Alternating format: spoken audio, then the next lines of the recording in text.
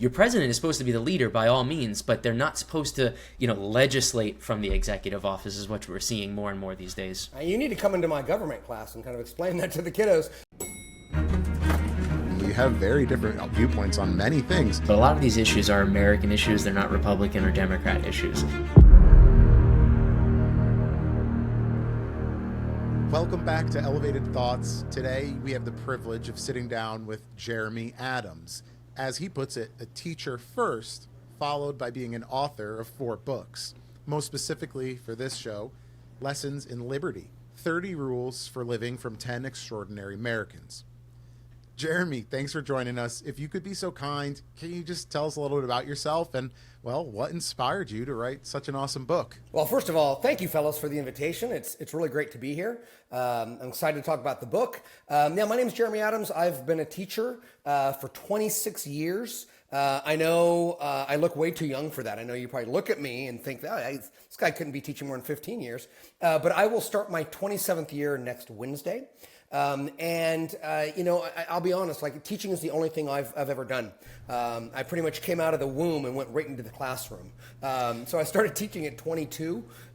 It's probably the only thing I will ever do with my life. I love it. I wouldn't say I live for it, but I do find that at the end of the summer, I'm ready to get back to it. I am what you might call an educational romantic. I do believe in the power of words and ideas to change lives. I believe in the power of teachers to show us what's possible in our own lives. I am as enthusiastic today as I was at 22 years old. I always say that I live in California, but I don't have to go to Disneyland to see the magic, because I see young people who don't have a lot of opportunity, who use education to stand on shoulders upon which to see things that they wouldn't see without education. And I see that every year with these incredible young people. And so I decided about, 12, 13, 14 years into my career to do something kind of radical, crazy. Most teachers, guys, they decide, hey, I'm going to go be a principal. I'm going to go be an administrator. I'm going to go teach at a different school. I decided to do something which was awful for my self-esteem. I mean, awful for my self-esteem. And that is to go ahead and create a second career as a writer. Everybody tells you about the rejection. Everybody warns you about it. But man, I felt like I was a teenage boy again with the amount of rejection I got for a long time. And yet though, what I discovered was when I started to write about the things that I really knew about, which is my students and the classroom and education, I found that there was a humongous audience for it, and that's when I'm like, wow, I'm now being published in the Washington Post and Newsweek, and I'm on Fox News and Newsweek. I'm sorry, and News Nation. People want to know what's happening in the classroom. And so that's kind of where the writing career happened. I found that when I was very honest and very explicit about the problems facing young people, that people do want to hear. And I'm going on too long, but I'll say that really, teachers have one superpower. We are not famous. We are not rich. Maybe a few of us win some awards along the way, but we do have one superpower. And that is that we do see things before everybody else does, right? Because we stand at this intersection of politics and culture and parenting and technology.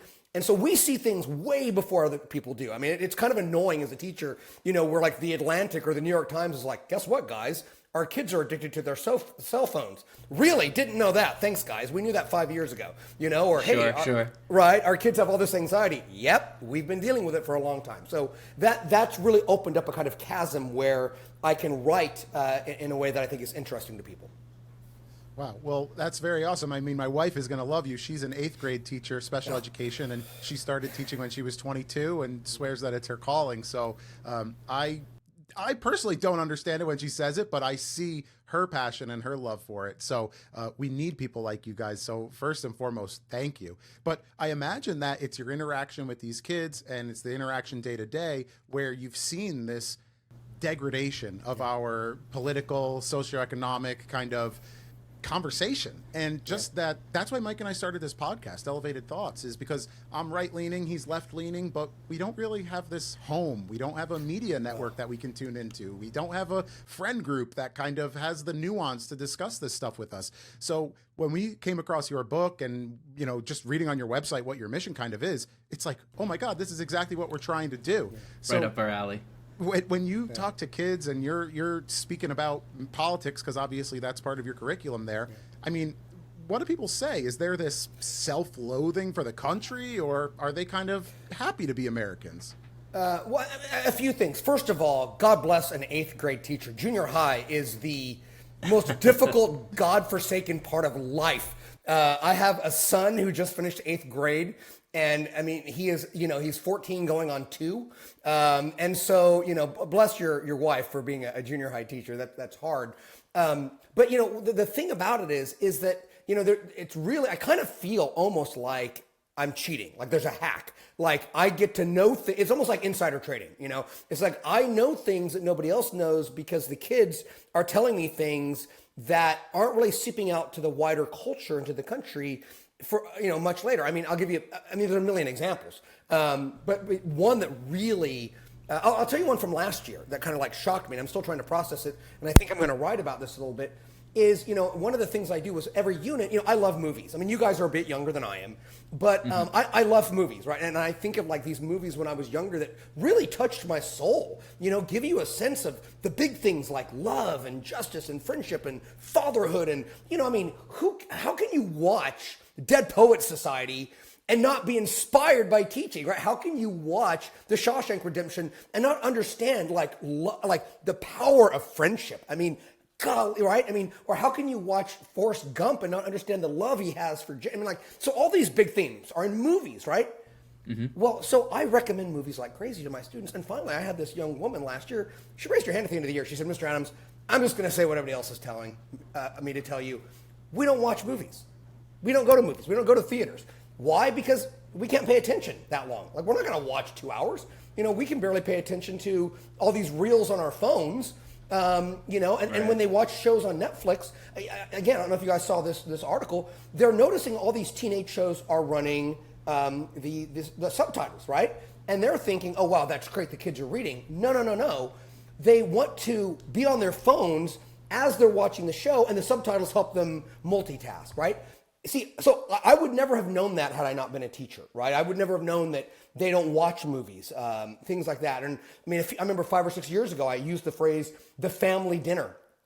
And they looked at me like I was speaking Swahili. They had no idea what I was saying. I said, you know, where mom and dad get dinner and they sit there and you talk about your day. And they're like, what?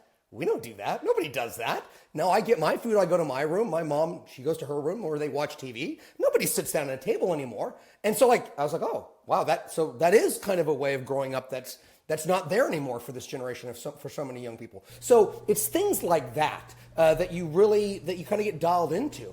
And as far as young people and the way they look at their country, I mean, there's still a lot of kids. I mean, the majority of kids still understand it's great to be in America. I mean, I teach a lot of kids who are first-generation Americans. You know, and I'll tell you right now, first-generation Americans tend to be very patriotic because their parents tell them, look, this is a blessing. It is not like this everywhere. Like, we got up out of the only life we knew, and we risked life and limb to come here for something, right? It's usually the third generation, the fourth generation that's removed from the poverty and the oppression. And Cuba, I don't know if you know, a big Cuban community down there in Miami. You know, sure, exactly. Right, and so they tend to kind of be removed and try and tell their grandparents. So no, really, America is not that great of a country. And so, you know, you that's what you start to see, though, is, you know, they kind of, it's almost reflexive, not standing for the Pledge of Allegiance, not singing the national anthem. And you'll say, well, you know, just, you have every right not to. I mean, that's fine. Don't. I mean, don't, if you don't want to, don't do it. But I'm just curious why. And they usually don't have that good of an answer. It's just kind of in their world of social media, their view is if you are doing that, if you are patriotic, it means that you are turning a blind eye to all the imperfections of your country and of your history. And I think that is such a myopic, wrong-headed, backwards, simpleton, reflexive, silly, keep on using words if you can, way of looking at your country. It's not even funny. That's why, one of my favorite chapters in the book is Daniel Inouye, the Hawaiian senator. We can talk about him more later. I think he is incredible. He's having his 100th birthday next month, September 7th. That's a man every American should know, but almost nobody does. We can talk about him some more. But people like that should be the model for how we look at our country. Yeah, so hold on. I do want to jump in here, right? So another big theme from your book was also not being fatalistic. So as being millennials ourselves, our generation was blamed for killing this, ruining that, and disrupting the social order in that way. So inspire us a little bit, because there is some hope. There's got to be some hope on the horizon. I do see some of Gen Z, engaging in activism in a more positive way. Yeah, no. I mean, there's a lot that's great about young people. I mean, a tremendous amount. What's interesting is they're the least patriotic generation in American history, right? I mean, 40% of Gen Zers say that the founding fathers were villains. 1 out of 3 say silly things like Osama bin Laden's ideas are a force for good. I mean, just nutty things, right? And yet, and here's the good news. If you ask them, how would you define justice? What do you think is a just outcome for civil society? It is an absolutely, thoroughly American view. I mean, they are so thoroughly American, such believers in classical liberalism, so thoroughly believers of the 14th Amendment and the Declaration and Martin Luther King's dream, that they expect everybody always and forever to uphold to that standard. And I think that's great. I mean, because I agree with them. But I think it's what's silly is that they don't understand just how unique that definition of justice is, how rare it is. It came from somewhere at a point in time, and how in the Constitution we are not here for a perfect union. We are here for a more perfect union. And so there is good news, because I do believe that young people are like, hey, we shouldn't. I mean, racism makes no sense to them. Homophobia makes no sense to them. Degrading the environment makes no, and what I want to say is that's great. That's an American view, right? But there's this kind of weird synergy between their idealism and where it comes from versus the realism of believing, well, if I love America, that means I'm okay with what happened 100 years ago, which is just silly. And that's kind of where I get worried. But also, like, young people, they don't have small goals. They want to fix global problems. They have no tolerance for sexism, racism, homophobia, which is obviously amazing. They do believe. I mean, I think the term equity, I think sometimes gets overused. I think most people who don't really get into the weeds, they kind of conflate equality of opportunity with equity. And I think intellectuals mean different things, but I think most Americans are like, everybody should get a fair shake. And so they thoroughly believe that. And I mean, there's so much good news in America that we just don't pay attention to. Like 94% of Americans have no problem with biracial marriage. I mean, that's the way it should be. But look, 50 years ago, it was very different. Right? I mean, when I was growing up, nobody talked about gay marriage. Nobody. Like, people were like, don't pick on anybody, treat everybody with respect. But nobody was talking about that. And yet, sure. I mean, that's even back in the 90s, right? That's not even that far long ago. Yeah. Yeah, it's not that far along. And yet it wasn't until 2015 where you had the Obergefell decision. So, I mean, Martin Luther King said, right? The arc of the moral universe is long and it bends towards justice. And you don't have to go back that long to see all the good news. So, I mean, this is kind of my frustration imagine this, guys. This is the way I would like to take a look at it. And I'll stop talking so much. If you didn't know... By all means, go on. But imagine, do a thought experiment. You didn't know what your skin color is. You didn't know if you were gay or straight. You didn't know if you were rich or poor. You didn't know if you were an atheist or an evangelical, right? And you wanted to have a life where you could think what you think, go where you want to go, believe what you want to believe, not die of hunger, not be killed in a war, not be part of a crusade, and you just want to have a nice, peaceful, healthy life to yourself. Where and when would you be born in all of human history? Probably right now. Right now. Yeah, right in America. Absolutely. Or at least a Western country, right? At least a liberal society, like a Canada or an America. And it's like, well, guys, this didn't come out of nowhere, right? A lot of people sacrificed and died to give you this time, this place that is the ultimate. And so I just wish people would appreciate that more. Yeah, so you're preaching to the choir, and likewise, I don't want to steal the microphone for too long, but it's something Cooper and I share together. We're a bit of world travelers. I've been to Europe and South America myself, and a student of history, so I finally get to brag to somebody about my books who could also appreciate it as much. I've seen the values and the benefits in the way, in different ways that people do other things, but it still reminds me, and I will say it to this day, that America is the greatest country in the world. There really is nothing like it out there. You touch on it all throughout your book. It's not an ethnic identity or some sort of birth of some prestigious monarchy a time ago. We're a civic experiment. That's what really binds us together. And as you said before, it doesn't matter your race, color, or creed, right? It's this national identity. And I think unfortunately that social media lends itself to hyperbole and trying to distill this ultimate perfect picture of yourself. But what's great about your book and how you humanize history and make the fabric of the story richer is that none of these characters are perfect. Even George Washington, Abraham Lincoln, none of them perfect. And it's their imperfections and they're striving to always overcome those imperfections that really is part of that integral American experience. So again, I've stolen the microphone too long. I'll let Cooper chime in here for sure. Well, as you were speaking, Jeremy, what I was thinking is, if these kids, and I imagine they're high school age, are able to identify justice and can maybe even some of them, while obviously equity and equality get conflated in many ways, they're obviously able to probably parse out some of the nuance in that. But what's interesting is as you go further, kneeling for the national anthem or just sitting down or refusing to say it or taking these stances that are very harsh against our country while still loving our country, I empathize with those kids because I see what they're saying. To utilize the First Amendment, right? That is American, and it is similar to this classic liberalism that you're talking about.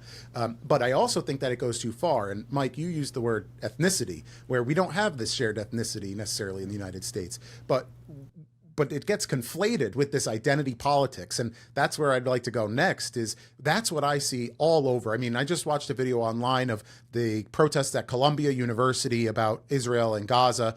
They were supporting Gaza in this case. And they interviewed a couple people who were there and they said, "What are you doing today? Why are you here?" And they go, "Oh, why are we here?" Looking at their friends, and they didn't even know. So it's a little bit of this social contagion. While I try to empathize, I get it. But it's part of this, right? We need to overcome these difficulties to improve rather than kind of lament in the problems. And that's maybe what we see today.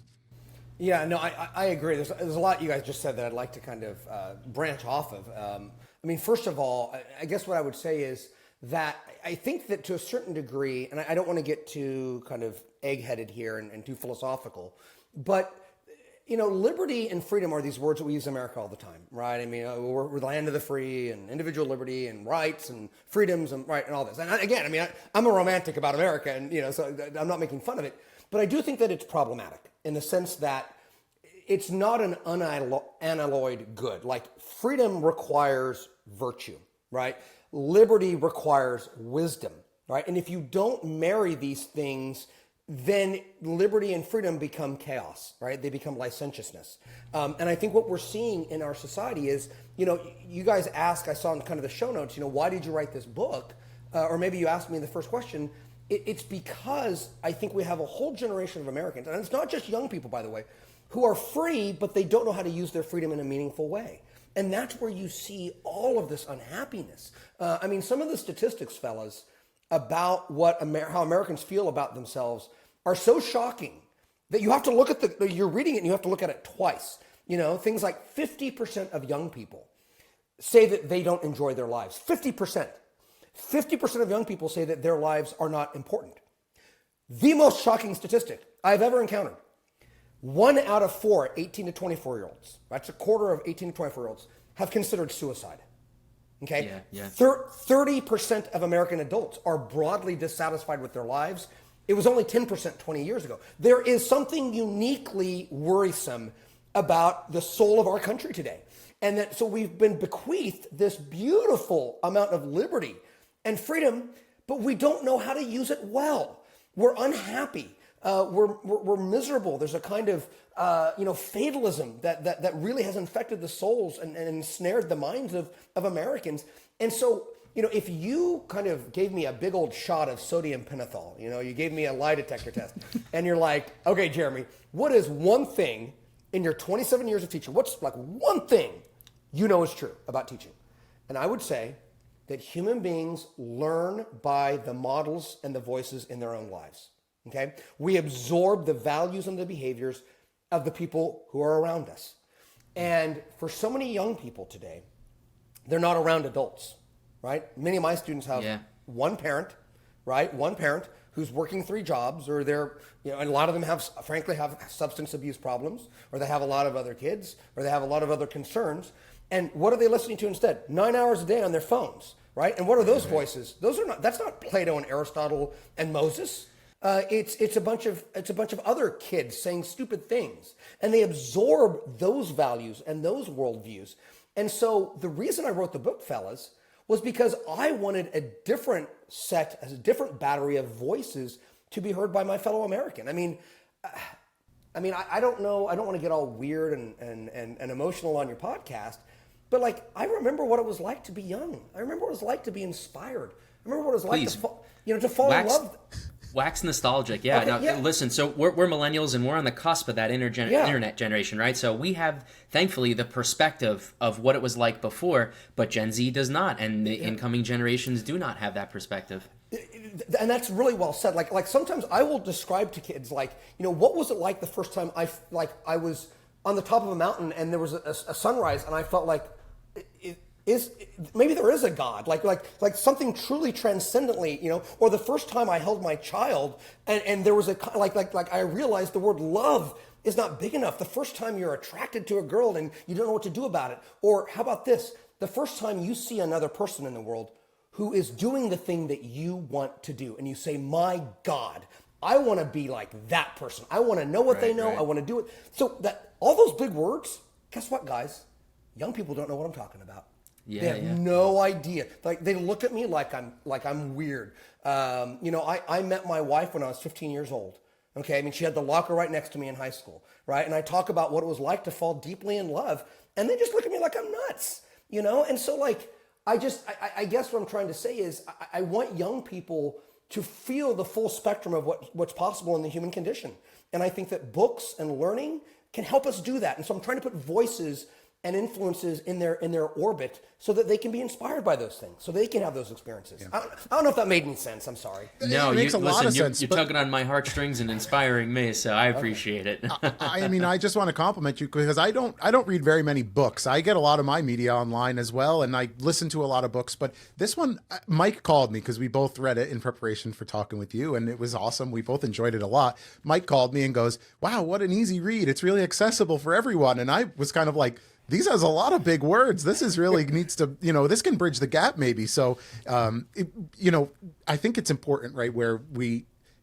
I'll say it this way. I resonated with one of the stories in this book, and it was the Abraham Lincoln one. Somebody who had his fair share of difficulties coming up, someone who struggled with maybe even mental health issues, which is something that I'd never heard about the gentleman. But from day one, what you mentioned is he always had this calling for greatness. Whatever it might have been, that was what his calling was. And what you're saying today is 50% of kids have no meaning in life, they say, self-reported.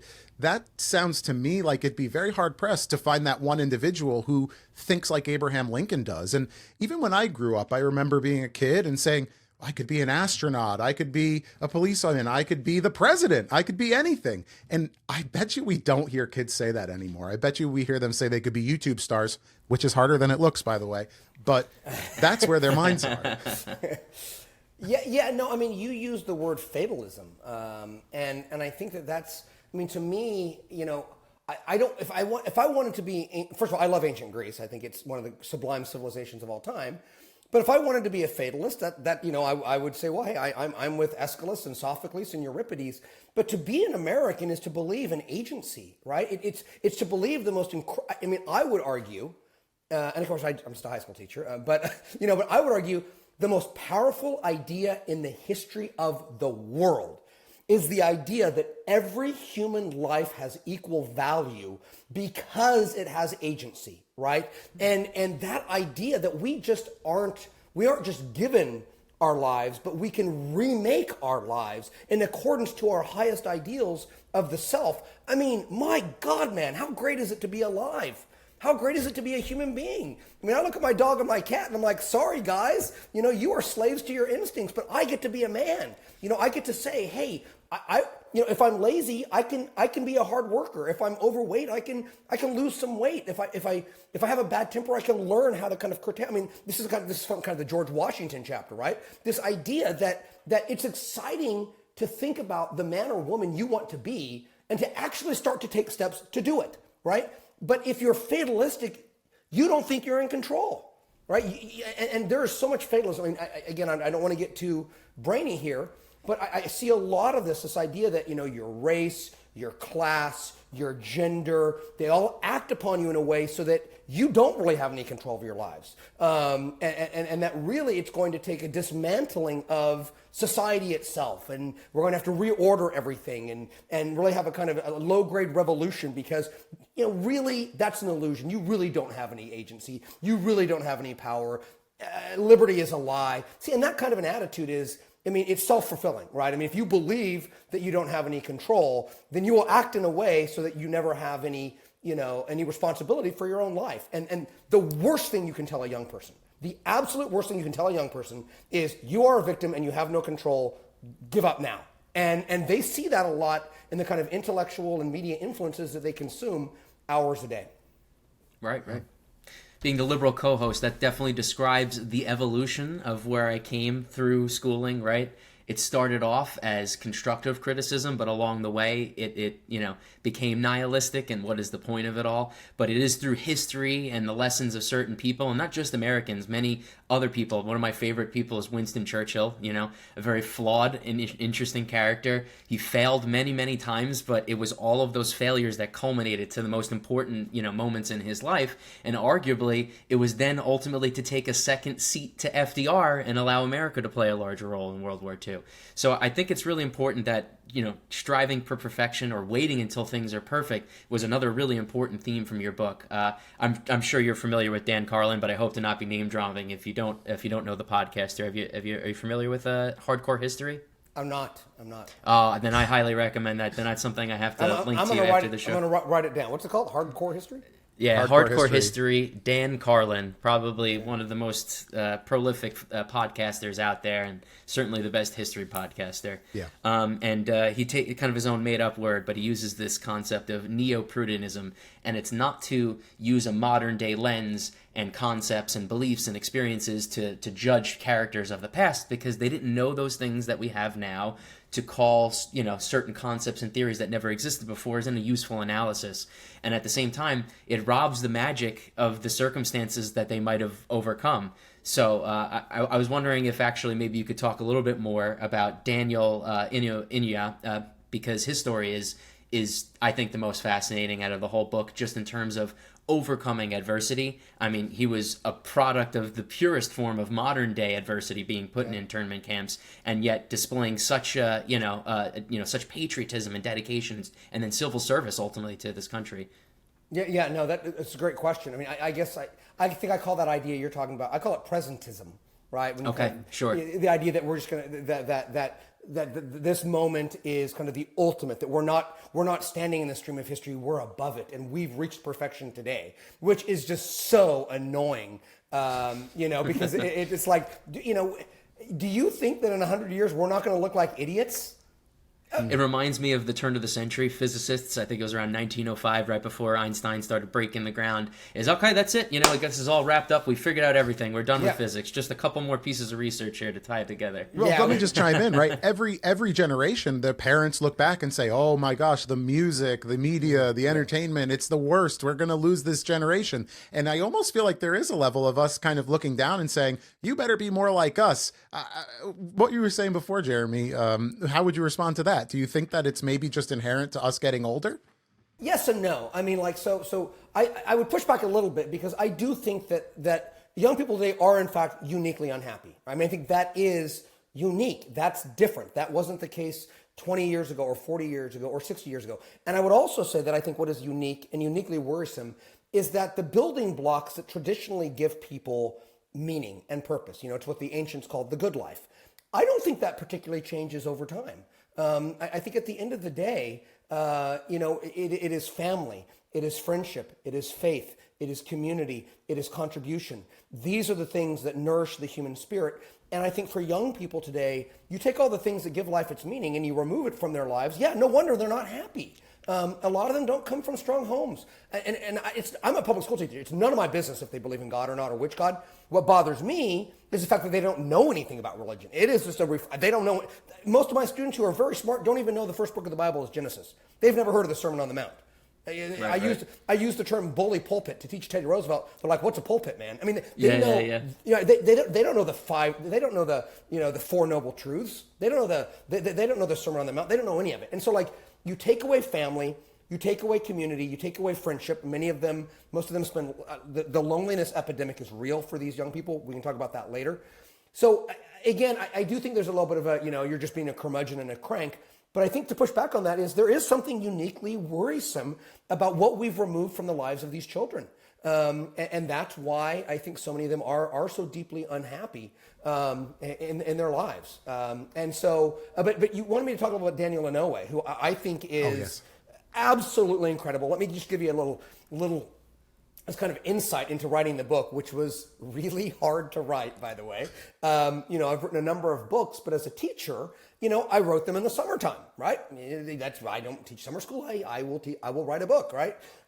And when you get a big contract from a big publisher like HarperCollins, and they tell you, we want the book in a year, you stop what you're doing and you adjust your life to do it, because if you're a writer like me, this is the top of the mountain. Well, oh my God, HarperCollins wants to publish my book. Oh, okay, I'll do whatever it takes. And it's interesting because, of the 10 people I write about, a lot of them, as a civics teacher, I already knew a lot about Washington and Lincoln and Madison and Jefferson, right? I mean, I learned a lot more, but I already knew a tremendous amount. But some of them, like Clara Barton or Ben Nighthorse Campbell, or Arthur Ashe I knew a little bit about because I'm a big tennis guy. But those were the chapters I really enjoyed. I loved that. But Daniel Inouye, I think, is the most underappreciated American of the past century. Exclamation point, as my students would say, no cap, it's real. That he is a name on God. On God, sheesh, whatever they do, right? So I don't know what any of that stuff means, but Daniel Inouye is somebody that should be celebrated not just in Hawaii. He should be celebrated in all 50 states, not just people who were in their 50s and 60s and remember him. Young people should learn about him. So here's the deal with Daniel Inouye. He was a second-generation Japanese American. He was an American citizen growing up in Honolulu. He was in Honolulu the day of Pearl Harbor, December 7th, 1941.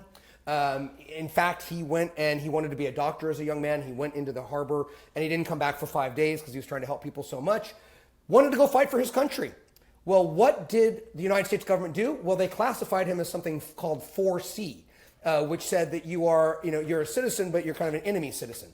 We all know that in the west coast of the United States, Japanese Americans were rounded up, put into camps.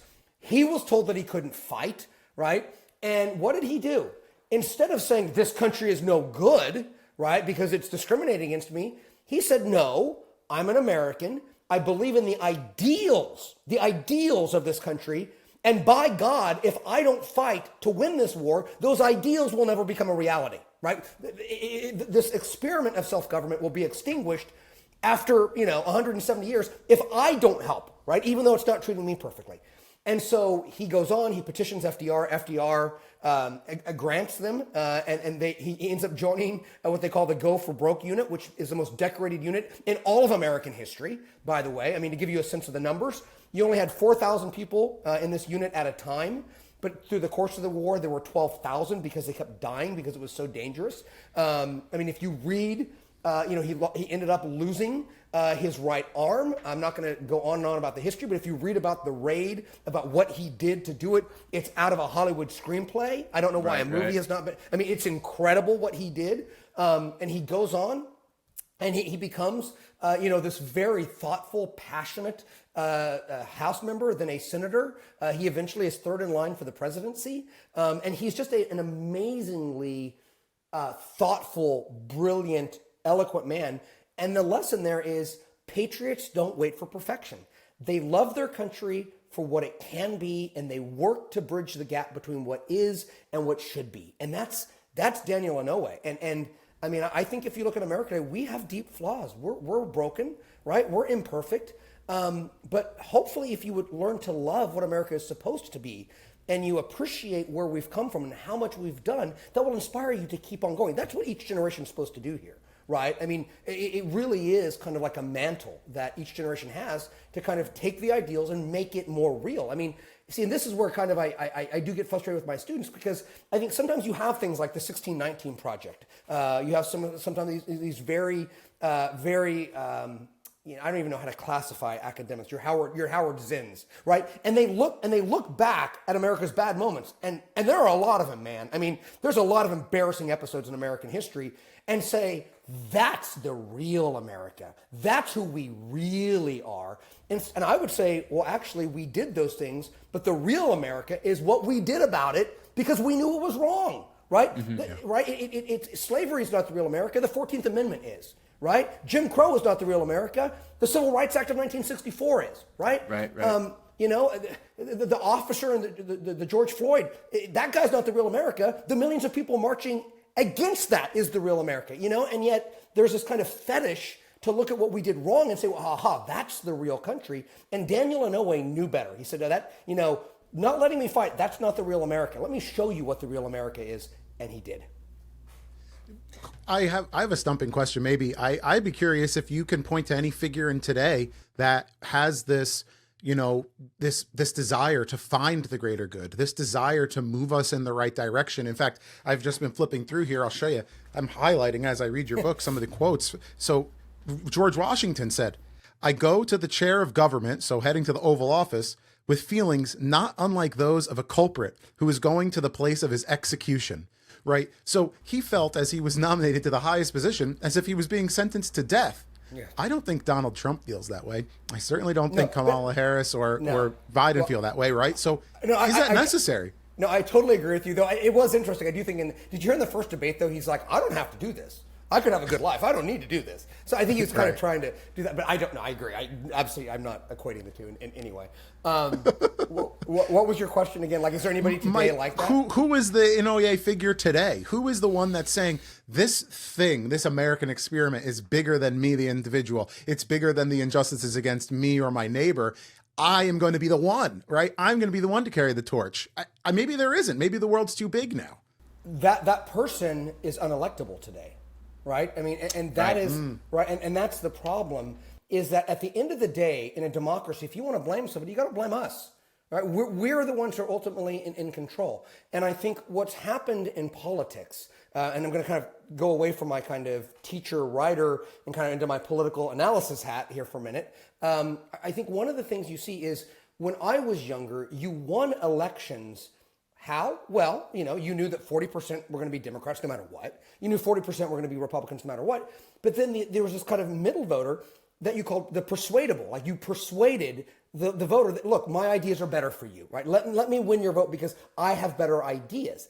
And so that's why, when you get the nomination, you are kind of very liberal, very conservative, but then you go to the middle to win the general. Right. And I think nowadays what we've done is we've said, look, we're going to win by not appealing to the middle. We're going to win by riling up our base so much. We're going to get them so jazzed up. And how do they do that? Because you say the other side wants to destroy you. They hate you. They want to get rid of your country. They're going to end the Constitution, or they're going to deport. Like both sides, I find, are guilty of what I call alarmism or catastrophism, which is to say that it's not just that, I don't think George W. Bush thought John Kerry was trying to destroy the nation, right? I don't think Obama thought that Mitt Romney was trying to destroy the nation. And yet that kind of worldview, that really makes it so that who are you going to elect? Well, fellas, you're not going to elect a compromiser. You're not going to elect George Washington or Daniel Inouye. You call them squishy. You call them compromisers. They sell out. No, you want to fight. You want a fighter. You want somebody who's going to sock it to the other side. Except the problem is, if you know you're James Madison, our system is made for people when they get into office who don't see the other side as the enemy and in fact say, hey, I'm going to get a little bit, you're going to get a little bit. And how does progress take place in a pluralistic society? incrementally. And yet today we think, oh, no, we're going to crush the other side so badly that we will have uniparty power and can do whatever we want to do. And it's just an unhealthy way to look at politics, man. Sure. And we've got to stop it. So that's why they couldn't get elected today. Yeah, that's a great answer. It's actually resulted in complete gridlock, right? So it's not incremental or even extremism. It's just nothing. And then any executive orders that are made are reversed, as we see. So, Mike, I cut you off. So That's right. okay. Okay, no. I just want to say, as a government teacher, brilliant point, by the way. You are a brilliant man. We need to stop with this whole executive order, executive agreement. Bring back some laws and some treaties, fellas. I think people forgot what the legislative branch is for, what the executive branch is supposed to do, and what the judiciary is supposed to do. It's kind of wacky, right? Because I keep reminding people how important it is to vote. And that's what upsets me the most is when people are upset away the things they are and politicians, they're so out of touch. And it's like, well, when average, turnout is 40%, that means that, 6/10 of the population aren't really voting and having their thoughts expressed. So why would these politicians even listen to you, right? So that's the concern with that. I like to see people go out and vote more, but not just the presidential. They always forget the midtermers are just as important. That's where the laws are supposed to be made, where budgetary issues are discussed.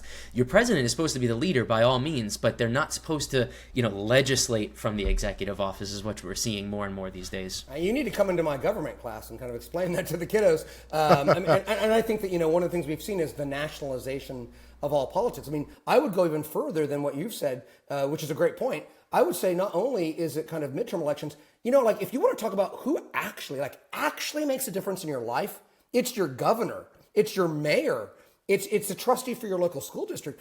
I have these friends I have these two different group chats, and one of them is really lefty, one of them is very big MAGA, and I kind of just poke the bear in both of them just to piss them off. I don't know if I can say piss them off on your podcast. By all means. Okay, you can't watch that. Yeah, but it's funny because I always try and say to them, okay, guys, to my MAGA group, I say, so you guys have jobs, security, good health care, really, has Joe Biden really ruined your life? And then I always try and say, if Hillary Clinton was president 4 years ago, my life would not be that much different. Let's stop believing that politics is the ultimate source of our meaning. And that's the other thing. That's the other answer I would say is, and Ben Nighthorse Campbell in that chapter from the Colorado Senator. Bingo. I loved him. And he's like, look, stop making politics the center of your life, right? Politics, it's important. It's how we have debates. It's how we create progress, right? But really, what young people do, and this is really the Gen Z thing I wish they would cut it out, is it used to be hey, who am I? I'm a Californian. I'm a Rams fan. I'm an Anglican. I'm my father's son. I am married to this person.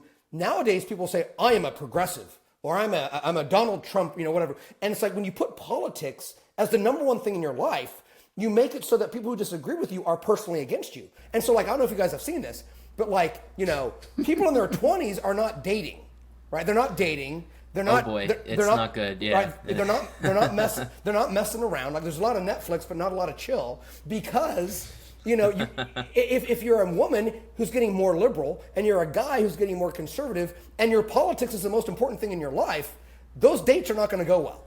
Right. Yeah. Well, we felt that in our own personal lives with, deeper division and this kind of vitriolic conversation when you're saying, what are you talking about? You're in many cases, in fact, because I'm the right wing guy, I don't consider myself MAGA. But if you just say you support or going to vote for Donald Trump, all of a sudden I hate immigrants, I hate gays, I would detest abortions, and actually none of those things are accurate. So it's just very strange to have this marriage to thought, this marriage to a school of thought, and that's quite corrosive. So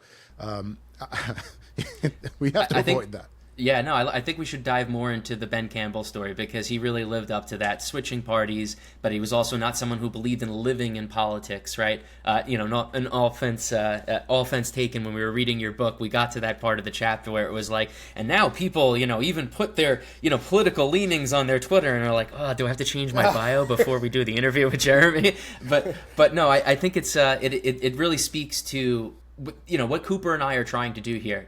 This is not easy, right? in today's age, I mean, my family too. I'm different political leaning, so it's always fun when we do have the family events when the parents are around. Boy, are those fun debates around Thanksgiving and whatnot. But it's a challenge, and I think people. It's a muscle that they haven't worked out in a long time, learning how to be bipartisan or finding common ground. Another person who inspires me, are you familiar with Daryl Davis? Does that name ring a bell? So he's a black gentleman who's known for befriending Ku Klux Klan members. Oh, yes. And getting. Yes, I've heard of him. Yes, yeah, okay.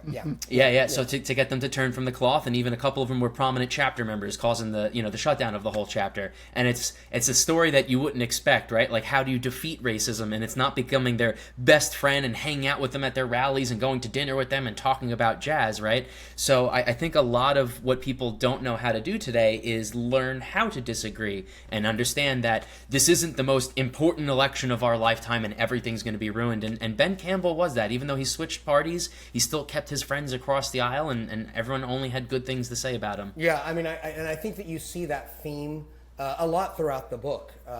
Is countless examples. I try to give examples of people who were deeply principled about politics, but somehow their friendships triumphed over it, right? Because friendship is supposed to be a moral bond, not a political bond. And I mean, here's the thing. I mean, I live in California where everybody's leaving, right? Everybody's leaving California, right? Because it is. I mean, I'm kind of a center right kind of non-MAGA guy. That's kind of where I am, right? So California drives me crazy, right? But sure. But I do think it's not healthy to go live amongst people who don't challenge you, who don't think differently than you. Because what happens when you're around people who think the same? You become more extreme. Right. So instead of saying, "Hey, I believe in the sanctity of life. I think we should try and limit abortions," all of a sudden you're around people who, are all pro-life, and all of a sudden it's like, "Well, we should ban it completely, 100%." Right? And you kind of have that more extreme position. Or let's say you're on the left and you're like, "You know what? I think we should have a pretty lax immigration policy. Immigration adds to the country, but let's just open up the whole thing now." You know what I mean? So like you get, both sides, when they're only around people who think like them, have this propensity of getting more extreme. And in the book, that's why I'm like, look, guys, do you think Thomas Jefferson and John Adams didn't have political positions as powerful as you did? Right? And if they could get over their fighting. I mean, they disagreed about they disagreed about like the most fundamental stuff, the building blocks of Americanism. And so don't tell me. Yeah, people imagine the founding fathers to be so monolithic, but I mean, when you really go through the text, boy, did they have disagreements of opinion, let me tell you. Brilliant point. Brilliant point. I can't, like, exclamation point again, on God, whatever. For real. I hate it when people are like, the founding fathers. It's like, you mean Hamilton, or do you mean Aaron Burr, or do you mean Gouverneur Morris? Like, these guys are just as diverse as we are today. But thank you for pointing that out about the book, right? I mean, Ben Nighthorse Campbell befriended people on the other side of the aisle for decades. Adams and Jefferson, the most important friendship in American history, they made up. Okay, you look at the relationship between Ronald Reagan and Tip O'Neill. I mean, the night that Ronald Reagan was shot, Tip O'Neill, his political enemy, went to the hospital, was one of the few people who got let in, went in, kissed the president's head, and kneeled at his feet, prayed to God, reciting the 23rd Psalm, saying, "God, please spare President Reagan's life." I mean, there's so many stories. I mean, what about the modern Supreme Court? Ruth Bader Ginsburg is a liberal icon, a giant, a Goliath. And who was her best friend on the court?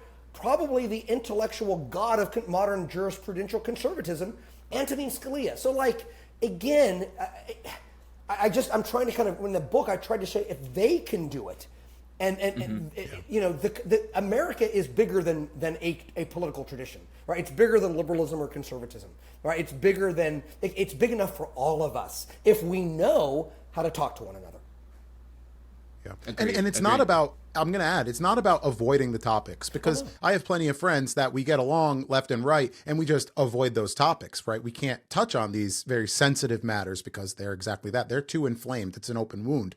But I like what Mike said, flexing that muscle so we can get better at having those conversations. It's so necessary. Well, there's that great Obama quote where he says, we can disagree without being disagreeable, which I love, and which I think was kind of an extension of Jefferson's quote where he says, every difference of opinion is not a difference of principle. And I think that I don't remember what passage in the book, but like, I mean, I've found that if you try really, really, really hard to understand where somebody's coming from, and you start from the assumption that they don't hate you, that it's not these sinister, it's not rooted in nativism or racism or whatever, that people have like genuine reasons for believing what they believe, that you can actually start to understand what they're thinking. But it does take a tremendous amount of work. And I also think it takes a posture of humility, because, I mean, you guys are young. I mean, I'm looking at babies here, right? I mean, I'm 48, guys, and I have very different opinions at 48 than I had at 38. And I hope to God, that I'm a smarter, wiser, better man at 58 than I am now, because I've had more conversations, I've read more, I've experienced more. And I just think the saddest thing in the world are people who think the same thing at 40 than they thought at 18. That's so sad. Yep. Yeah.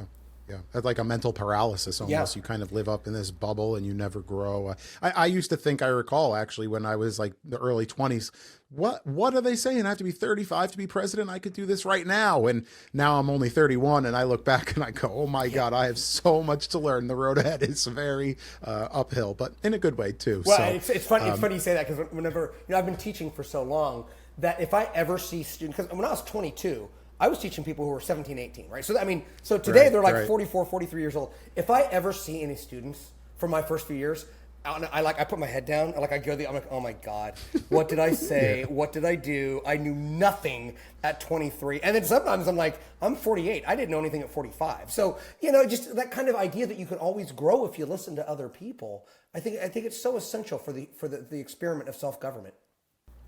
So one more person I do want to move into, and we could talk about him all day, but there is just one thing I think is kind of great about this quote from Teddy Roosevelt. It's multifaceted. So it's not just criticizing people who criticize people without having that experience, but it's also about just going out, doing, failing, and that's all part of the endeavor and the journey of life. It's not just always succeeding in everything. It's about learning from those failures, because arguably that's where you learn the most. So I'm gonna read just half of it because we can go through the whole thing, but it'll take all day here. It's not the critic that counts, not the man who points out how the strong man stumbles, or where the doer of deeds could have done them better. The credit belongs to the man who's actually in the arena, whose face is marred by dust and sweat and blood, right? So that's just, it's not about always succeeding, but it's about going out and failing. And I am a jack of all trades, but a master of none. So I could tell you I've done a lot of things, but I am not by any means much better than the average person by all of them. But it's given me such a well-rounded experience. I am somebody who wanted to be everything for a couple of years of their life. I went from being an astronaut to wanting to be a doctor, to be a neuroscientist, to finding myself in a junkyard, and now here I am, a podcaster and an environmental compliance guy by day. Never would I thought of come here, but I have to say that all of these experiences have given me such a well-rounded view of the world. And even though I am someone who's afraid of failing, and there's a lot of things I haven't done, the biggest piece of advice I could give to a lot of people is go out there and fail, because you just get better at failing, and you get braver, and you go out and experience new things. So, what's one lesson, that you've learned from your life that you can try to impart, I'm sure you do it all the time, on a daily basis to the kids you work with? Well, I mean, the first thing is, like, go read that speech. I mean, that's like, that doesn't it kind of like, I mean, that's the American Sermon on the Mount right there, that speech that he gives at the Sorbonne in Paris. I mean, like, and that's the irony. It wasn't even in America, right? It was his best speech. Yep. Yeah, I mean, and again, I mean, like, I literally kind of like the inner cockles of my being kind of articulated as you were reading that. I mean, it's like, I mean, I guess what I would say is, that what I take from Teddy Roosevelt is that, to be an American and to be a free human being is to strive, right? That reaching is good. Ambition is good. Dreams are good.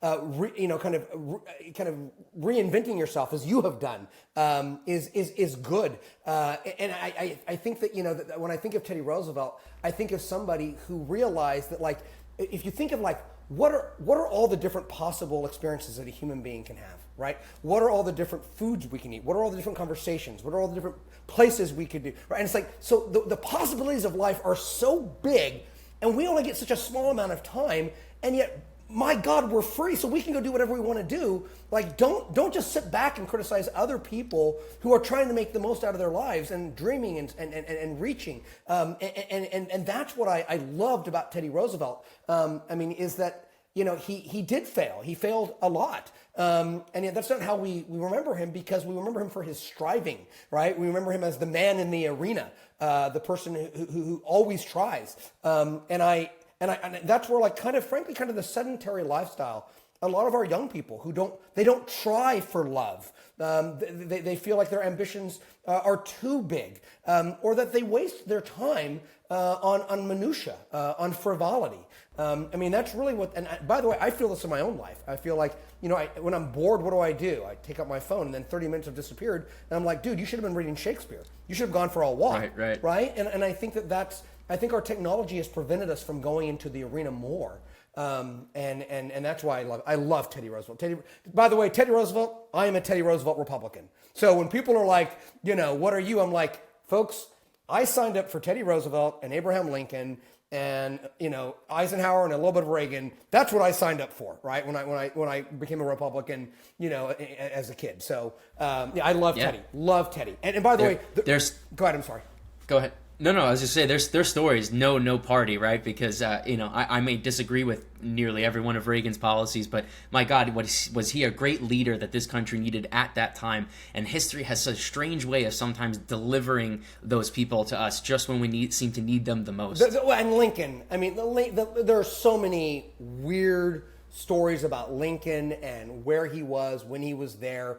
This idea that, he always had a sense of a destiny, this idea that he was going to appeal to the better angels of our nature, to achieve this outcome. And that, he kind of prophesized his own death. It's almost like, what is his name? Abraham. Who's Abraham? Abraham was the first one to have, a covenant with God. And this idea that I'm here for a reason. And when I've done it, I'm gone. And he had dreams about this. It is very, very spooky. I don't know if you guys enjoyed, probably the greatest compliment I've gotten from a lot of readers in the last 2 months since the book came out was when readers will say, hey, I thought I knew Lincoln. I thought I knew Teddy Roosevelt. I didn't know these stories.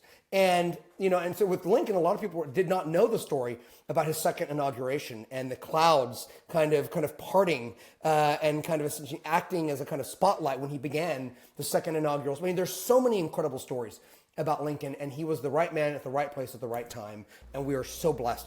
I would say that's true of Washington, of Lincoln, of FDR, of Martin Luther King, of Reagan, again and again and again. Wow.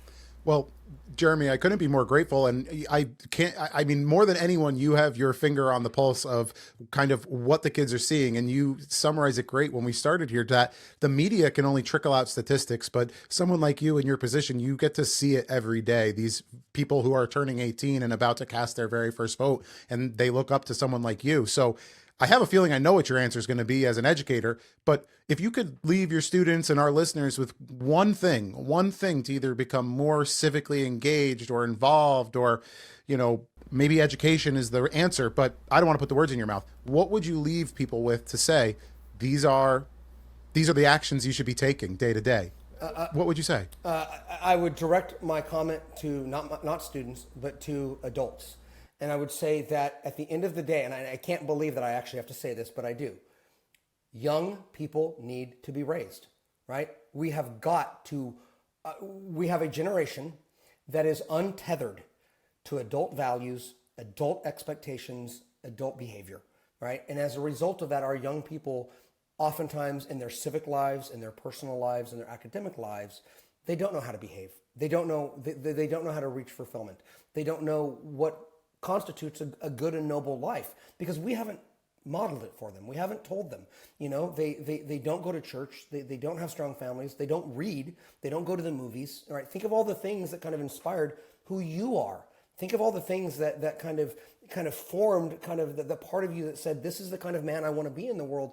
And imagine not having those voices. I guess maybe what I'd leave you with is this. I want you to imagine a boxer. And what does a boxer do? A boxer goes into the ring every day and goes in there for 3 minutes, and they get the hell beat out of him. But at the end of a round, what happens? He goes back to his corner, and who's there? His manager, right? His trainer. They give him water. They rub his neck. They give him a belief in himself.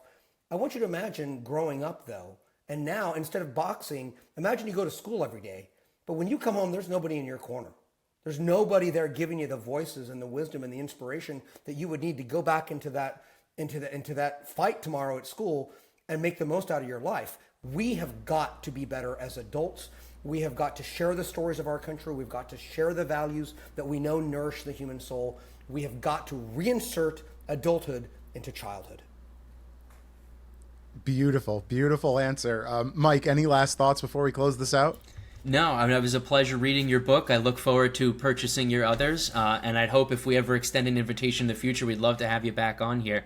We're trying to be, we're not perfect by any means, and we're striving just to be better a little bit each day, and we're trying to be the bipartisan example. We have two people on the other side of the aisle here who normally are, in today's political climate, they're seen as enemies rather than the loyal opposition. So I hope that we're humbly doing our small piece in that we could walk in the footsteps of George Washington and self-improvement each day. But other than that, thank you again for coming on. Guys, this was an absolute pleasure. I'd be honored to come on again. I do hope you really did like the book, and if you did, I do hope you will share it and sing from the mountaintops about it. I would appreciate that. Thank you so much, guys. By all means. Actually, you used a quote in this that we say about ourselves. We rely on experts like you or people that can teach us these lessons so we can be standing on the shoulders of the giants, so we can see farther. And that's beautifully put, everything today. So thank you very much, guys. This book will be linked in the below, so you can go check it out right now. This has been Elevated Thoughts.